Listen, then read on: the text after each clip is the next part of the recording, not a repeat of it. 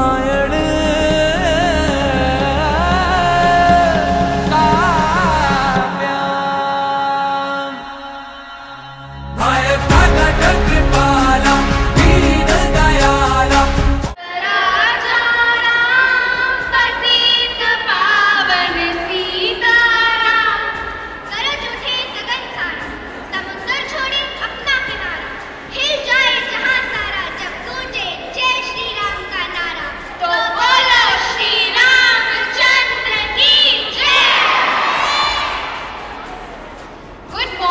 respected principal sir, teachers and my dear friends.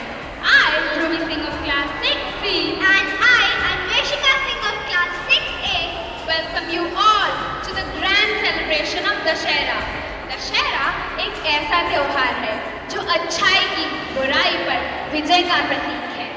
ये पर्व हमें श्री राम के आदर्शों और उनके जीवन से प्रेरणा लेने का अवसर प्रदान करता है।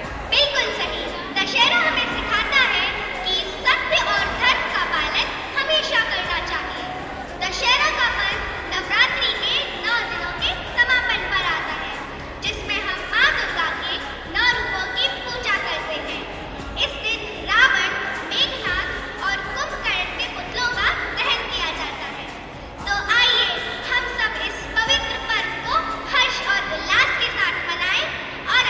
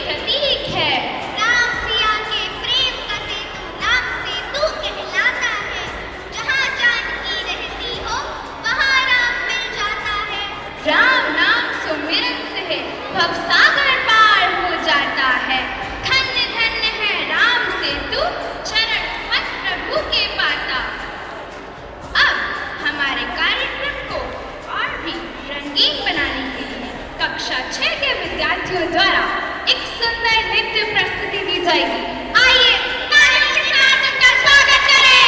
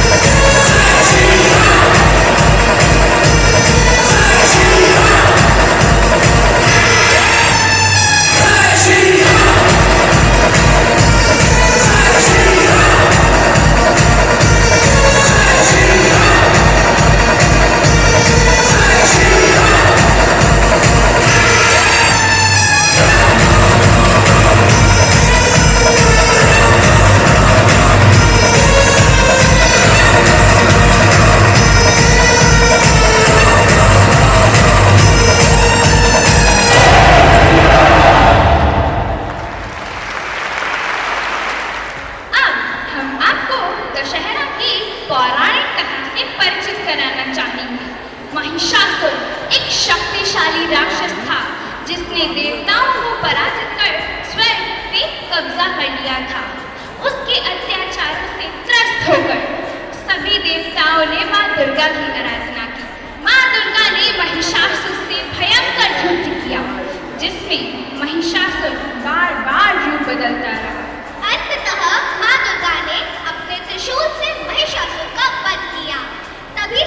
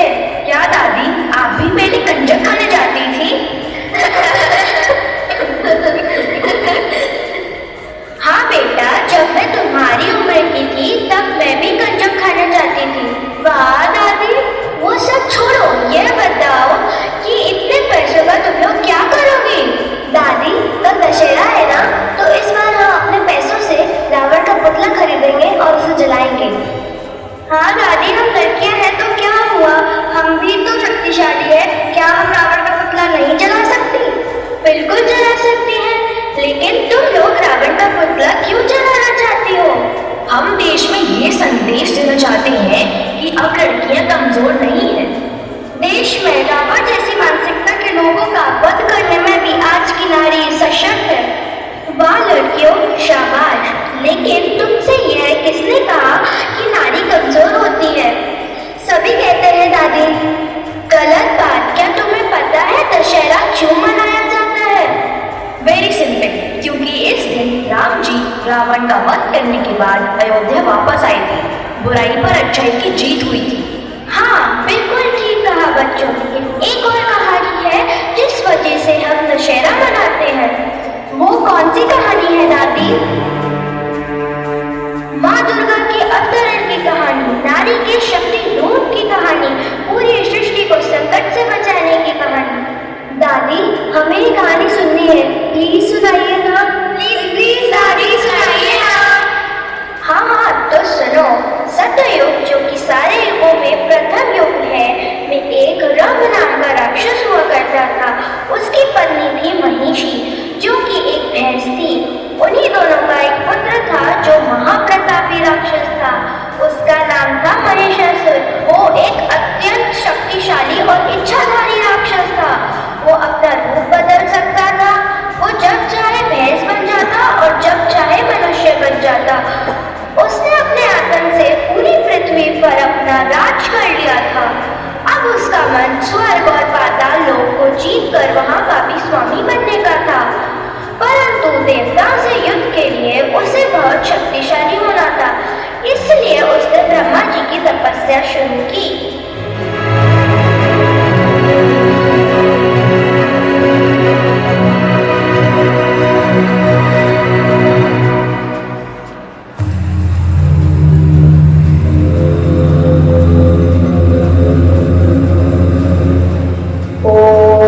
ब्रह्मदेवाय नमः। ओम ब्रह्मदेवाय नमः। ओम ब्रह्मदेवाय नमः। ओम ब्रह्मदेवाय नमः। ओम ब्रह्मदेवाय। नारायण नारायण नारायण नारायण।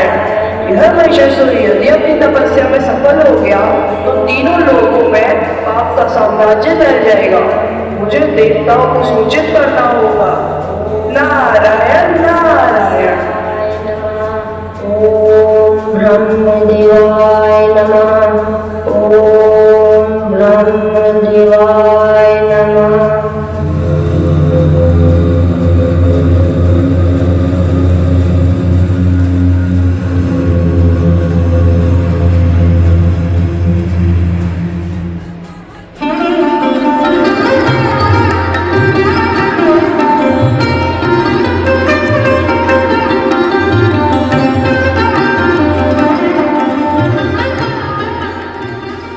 नारायण नारायण नारायण नारायण। प्रणाम नारद मुनि। प्रणाम देवताओं, तुम्हारा कल्याण हो। कहिए नारद मुनि, कैसे आना हुआ? मैं आपको सचेत करने आया हूँ देवताओं। किससे सचेत करने आया नारदनी? पूरी पृथ्वी पे ऐसा कौन है जिसे देवताओं को भयभीत होना पड़े? अभी तो कोई नहीं है सूर्यदेव, परंतु यदि महिषासुर की तपस्या पूर्ण हो गई और उसने ब्रह्मा जी से वरदान प्राप्त कर लिया तो उससे ज्यादा शक्तिशाली देवता भी नहीं होंगे। नारायण नारायण। अच्छा, तो यह बात है। आपका बहुत बहुत धन्यवाद नारद मुनि। हम अभी जाकर उस दुष्ट राक्षस की तपस्या को भंग कर देंगे। उत्तम विचार है यमदेव, शीघ्र ही जाइए, कहीं देर ना हो जाए। नारायण नारायण। आप सभी मेरे साथ चलें और महिषासुर को उसकी तपस्या में सफल ना होने दें। जो आज्ञा इंद्रदेव।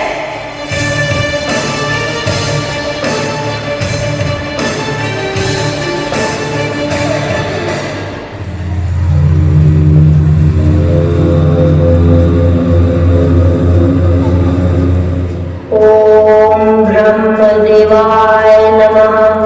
ओम ब्रह्मदेवाय नमः।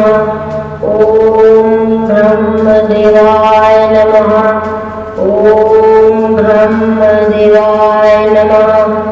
ओम ब्रह्मदेवाय नमः। अग्निदेव, आप यहाँ इतनी भीषण गर्मी कर दीजिए कि यहाँ महिषासुर सह ना पाए। जो आज्ञा। नमः। ओम ब्रह्मदेवाय नमः।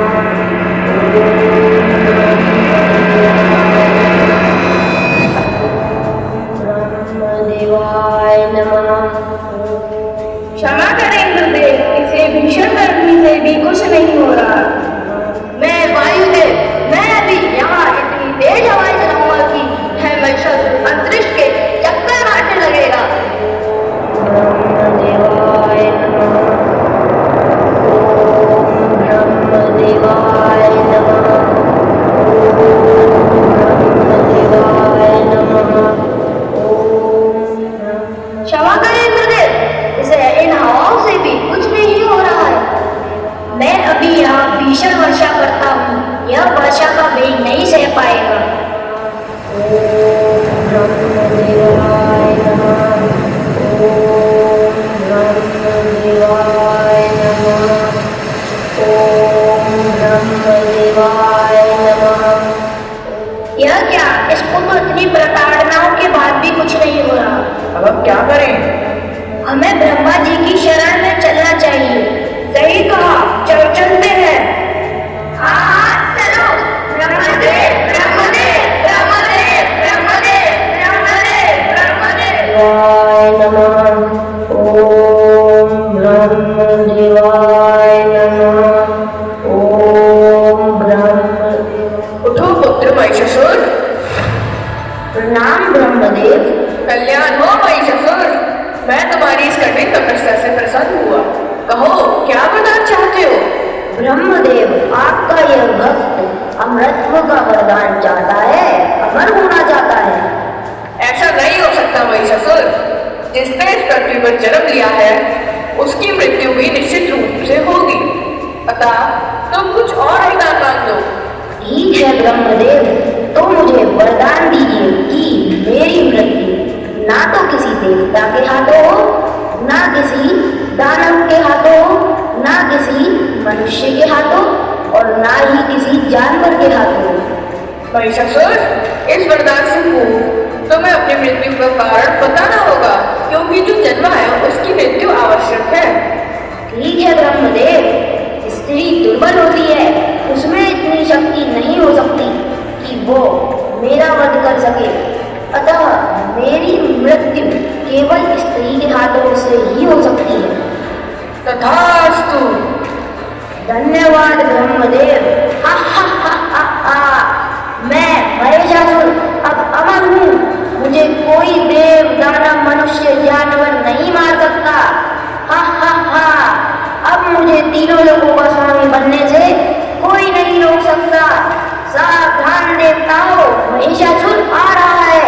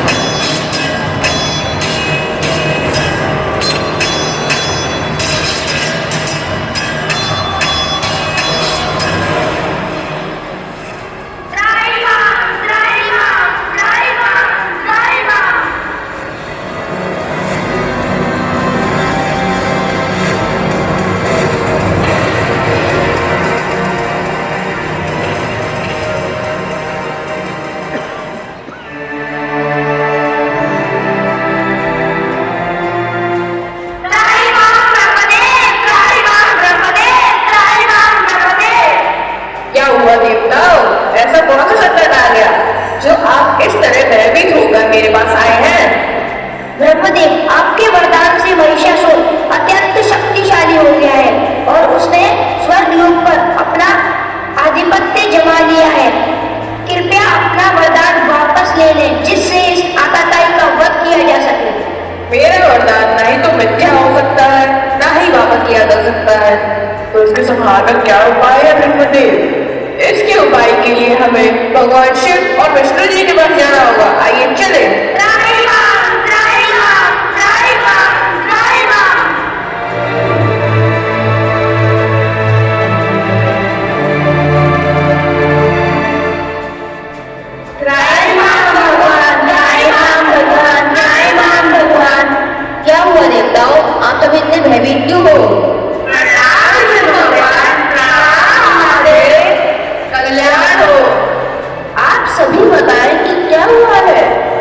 महादेव महिषासुर ब्रह्मदेव के वरदान से खुद को अमर समझ रहा है।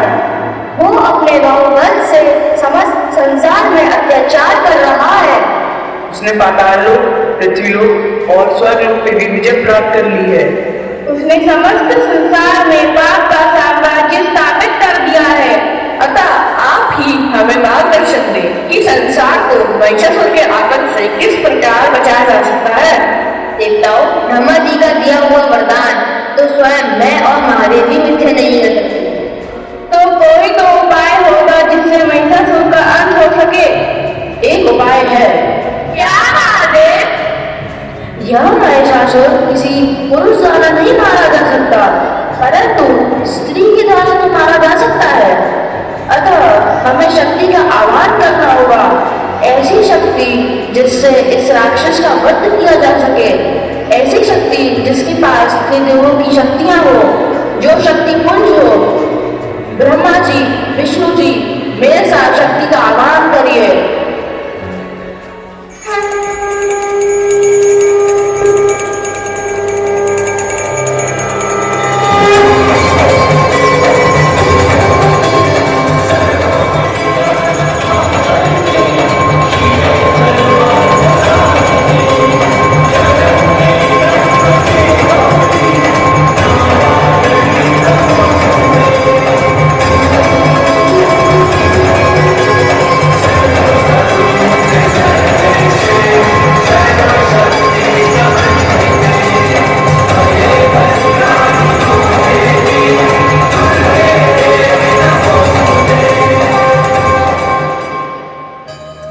प्रणाम ब्रह्मदेव, प्रणाम विष्णुदेव, प्रणाम महादेव। प्रणाम देवी दुर्गा। प्रणाम मां दुर्गा। कहिए देव, मेरा आह्वान क्यों किया और मेरा उद्देश्य क्या है? हे देवी, आपका नाम दुर्गा है। आप इस संसार में 9 रूपों में पूजनीय है, अतः आपको नव दुर्गा भी कहा जाएगा। आपके जीवन का उद्देश्य पाप का अंत है, बुराई पर अच्छाई की जीत है। आप महिषासुर नामक महादेवता का वध करके उसके आतंक से इस संसार की रक्षा करें। जो आज्ञा प्रभु। महिषासुर अत्यंत शक्तिशाली है, अतः हम आपको अपने दिव्य अस्त्र शस्त्र और शक्तियां प्रदान करते हैं।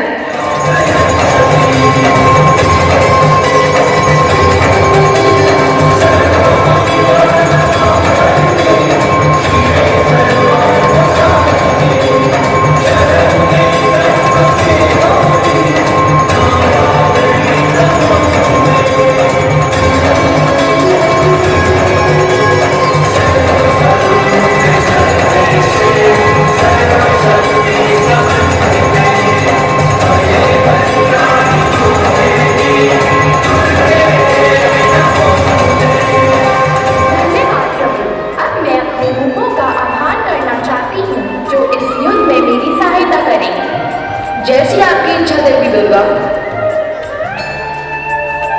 चंद्र घंटा।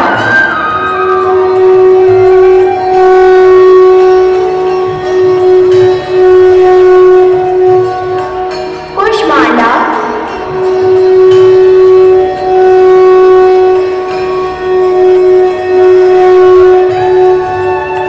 कात्यायनी।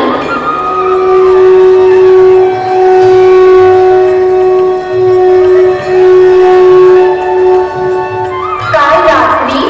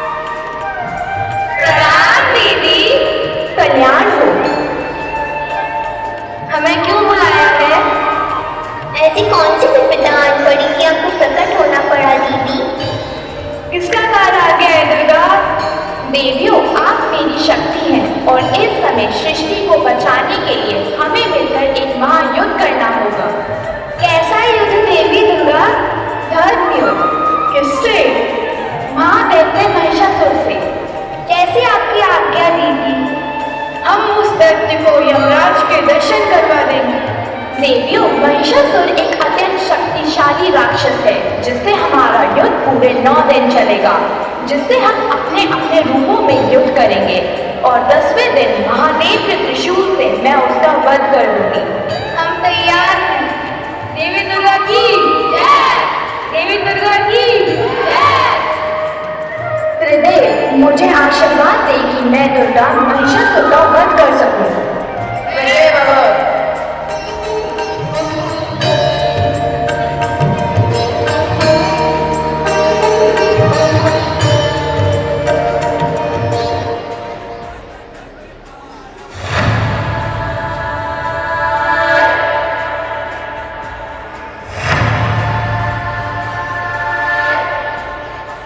दैत्यराज महिषासुर की जय! दैत्यराज महिषासुर की जय!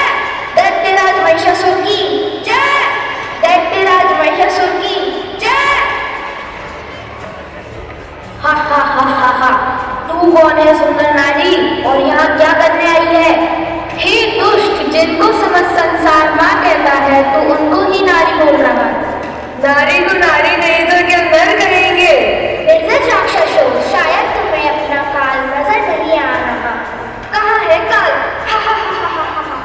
तुम स्त्री अहंकार काल हो? हा हा हा। देवता भी क्या छल कर रहे हैं? खुद हमें पराजित नहीं कर पाए तो देवियों को युद्ध करने भेज रहे हैं। हा हा हा, ये निर्बल स्त्रियां हमसे क्या युद्ध करेंगी?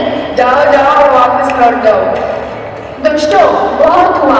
अब तुमने अपने पापों की सारी सीमाएं लांघ दी है, अतः तुम्हारा समूह नाश निश्चित है। सावधान! तुम्हें स्त्री समझकर अभी तक हम परिहास कर रहे थे, परंतु अब तुम्हें पता चलेगा कि बल क्या होता है। आक्रमण!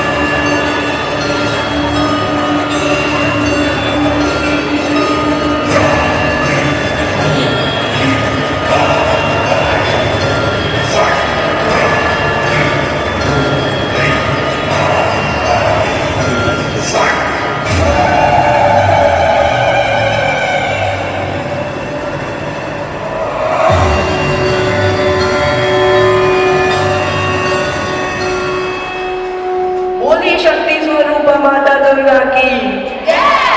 बोलिए शक्ति स्वरूप माता दुर्गा की जय! बोलिए शक्ति स्वरूप माता दुर्गा की जय!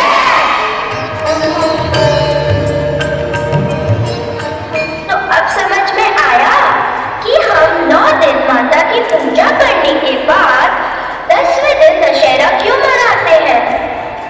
हाँ दादी, समझ आ गया। बुराई पर अच्छाई की